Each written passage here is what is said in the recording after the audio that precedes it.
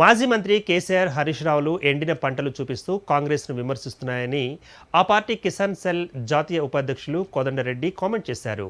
హరీష్ రావు గాడి తప్పాడని, పార్లమెంట్ ఎన్నికల కోసం కాంగ్రెస్ పార్టీని బద్నాం చేస్తున్నారని ఎదురుదాడికి దిగారు ఆయన. తెలంగాణలో కాంగ్రెస్ లాంటి ప్రతిపక్ష నాయకుడు ఉండడం దురదృష్టకరమని ఆయన వ్యాఖ్యానించారు. కార్యక్రమాలు ఆదుకున్న విషయాలన్నీ కూడా మేము మీడియా ముందు పెట్టాలి అనేదానికే మేము ఈరోజు మీడియా ముందుకు వచ్చినాం. చూడండి, action taken report on the recommendation made by the commission of enquiry into incidents of farmers suicides, weavers starvation, deaths in the state of Andhra Pradesh. ఈ రెండు కూడా అధికారికంగా ఆనాడున్న ప్రభుత్వం, కాంగ్రెస్ పార్టీ ప్రభుత్వం, రైతులు, పద్మశాలీలు, ఇంకా ఇతర వాళ్ళు ఆత్మహత్యలు భవిష్యత్తులో జరగొద్దు అనేది ఒక నిర్ణయం మేము తీసుకుంటే, నీవు ఈరోజు మాట్లాడుతున్న దుర్మార్గమైన మాటలు నేను భరించలేకనే ఆనాడు శాసనసభలో ఉన్న కాబట్టి నేను ఈరోజు మీడియా ద్వారా టీఆర్ఎస్ పార్టీ, బీఆర్ఎస్ పార్టీ నాయకులకు చెప్తున్నా, ఒక విధంగా హరీశ్వరరావు గారు మీరు కూడా గాడి తప్పుతున్నారు. మంచి పద్ధతి కాదు. రాజకీయాలు ఎప్పుడు కూడా అధికారం అనేది శాశ్వతం కాదు. ప్రజల సేవే ముఖ్యం. మీరు చేసింది ఏంది? పార్లమెంటరీ వ్యవస్థను నాశనం చేసిండ్రు. ప్రజాస్వామ్యం లేదు, ప్రతిపక్షాన్ని గౌరవించేది లేదు, మేధావుల సలహాలు తీసుకునేది లేదు. ఎక్కడో కూర్చొని మీరు నిర్ణయాలు తీసుకొని ప్రజలపైన రుద్ది రాష్ట్రాన్ని నాశనం పట్టించిన మీరు మా ప్రభుత్వాన్ని, మా ముఖ్యమంత్రిని నిందించే అధికారం కానీ నైతికంగా మీకు ఆ అధికారం లేదు.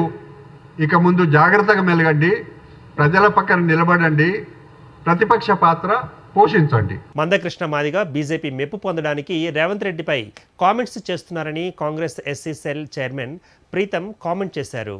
గాంధీభవన్లో ఆయన ఈ మేరకు వ్యాఖ్యలు చేశారు.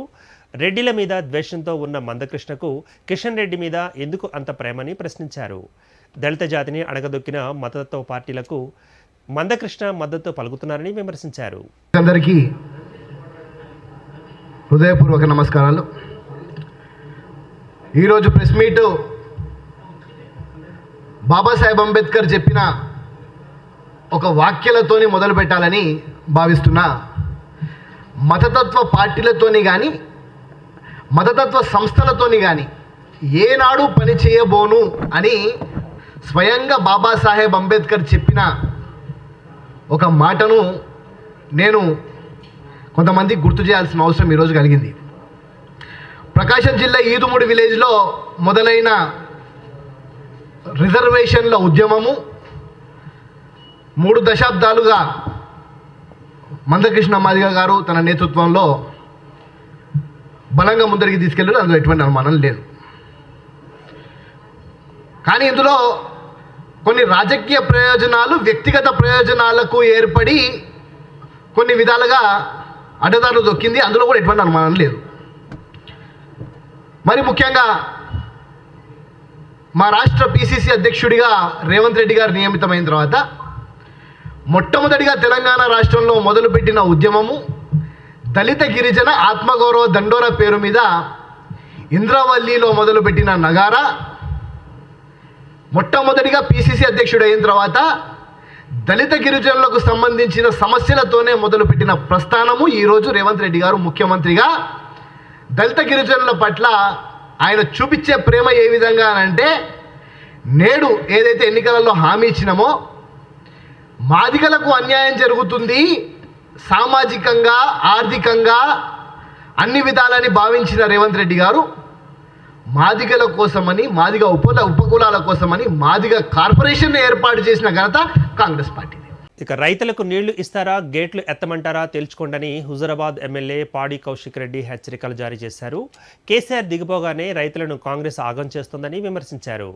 రైతును ఏడిపించిన రాజ్యం బాగుపడదని ఆయన హితవు పలికారు. నీళ్లివ్వకుండా ఓట్ల కోసం వస్తే ప్రజలు ఉరికిస్తారని ఎమ్మెల్యే అన్నారు.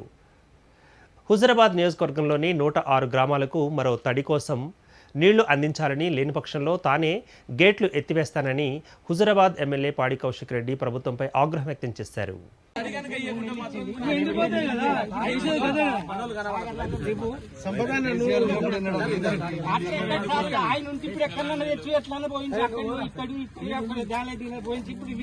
కరెక్ట్ చేయండి సార్, ఇది బట్టినే సార్, ఇది ఏం లేదు. ఇప్పుడు ఇంకొక ధర అయితే 6 పంట పూర్తి అయితే సార్. ఇప్పుడు విలేకరుల మిత్రులందరికీ కూడా నేను నమస్కారాలు తెలియజేస్తా ఉన్నాను. నేను ఇవాళ మరిపల్లిగూడెం గ్రామంలో ఇవాళ పంట చూద్దామని రావడం జరిగింది. ఇవాళ ఈ మక్క పరెడ్ని చూడొచ్చు. ఇవ్వండి, ఇవాళ ఈ స్టేజ్కి ఈ పంట వచ్చింది. ఇంకొక తడి కంపల్సరీ కావాలని రైతులందరూ కూడా డిమాండ్ చేస్తా ఉన్నారు. దయచేసి నేను కూడా డిమాండ్ చేస్తున్నాను రైతుల పక్షాన, ఎట్టు పరిస్థితిలో ఇంకొక తడి నీళ్లు మీరు ఇయ్యాలి.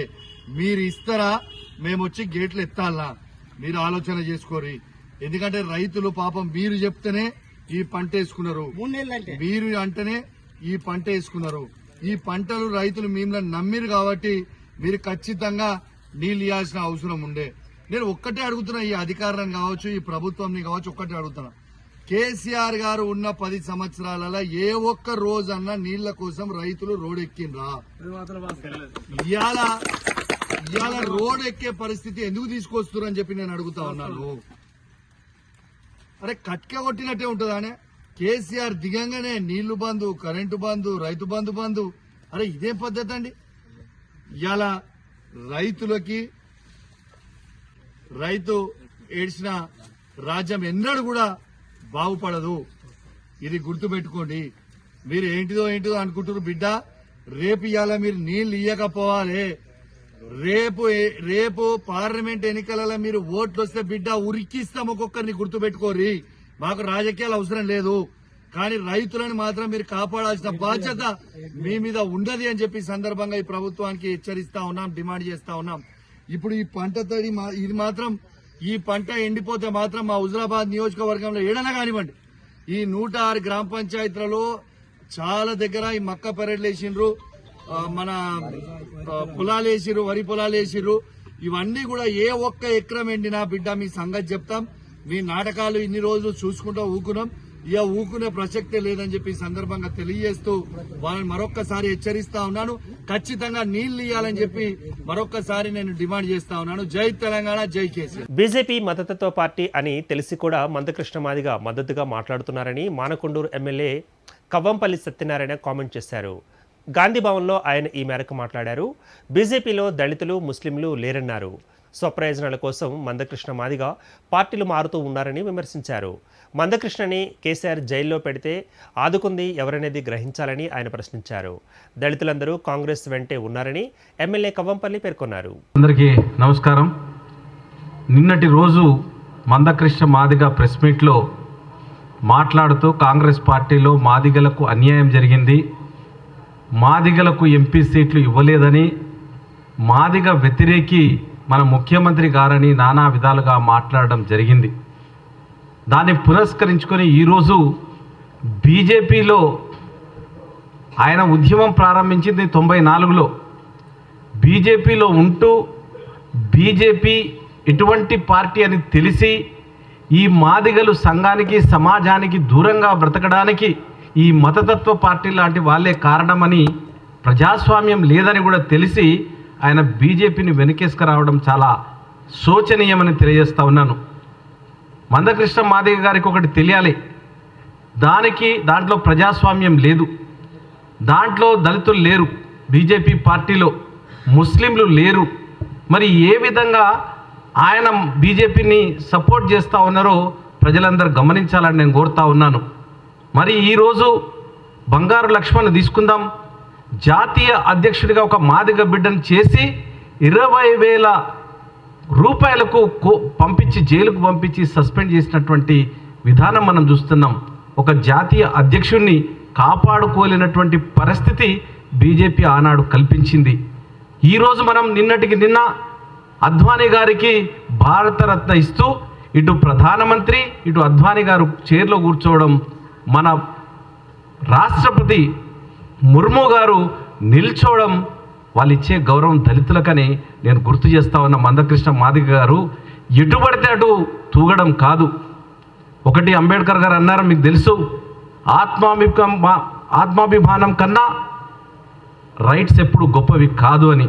కాబట్టి ఎప్పుడు కూడా మీరు ఆలోచించుకొని మాట్లాడే ముందు, మీరు రేవంత్ రెడ్డిని విమర్శించే ముందు ఒక్కసారి ఆలోచించండి. 94 నుంచి వర్గీకరణ పోరాటం చేస్తున్నానని చెప్పుకొని ఒక దళితుల మాదిగా బిడ్డల మీద మీరు దాన్ని ఎన్కాష్ చేసుకుంటున్నారు తప్పితే దానివల్ల ఒరిగింది ఏమీ లేదు. మీరు గాంధీ భవన్లో ఆనాడు చనిపోయినటువంటి వ్యక్తుల విషయంలో తీసుకున్నా, లేకపోతే ఏ సందర్భంలో కానీ మీరు ఒక పార్టీకి అంటగట్టి ఉండలేదు. ఏ పార్టీతో ప్రయోజనం పొందుతామని గత 94 నుండి కూడా మీ వైఖరిలో మార్పు లేదు. ఒకనాడు తెలుగుదేశం అన్నారు, ఆ తర్వాత కాంగ్రెస్ అన్నారు. కేసీఆర్ గారు మిమ్మల్ని జైల్లో పెడితే ఎవ్వరు కూడా బయటకు వచ్చే పరిస్థితి లేదు. మిమ్మల్ని కలవడానికి వచ్చింది, ఒక్కసారి మర్చిపోకండి. రేవంత్ రెడ్డి గారు ఈరోజు మాలాంటి యువకులను ప్రోత్సహించి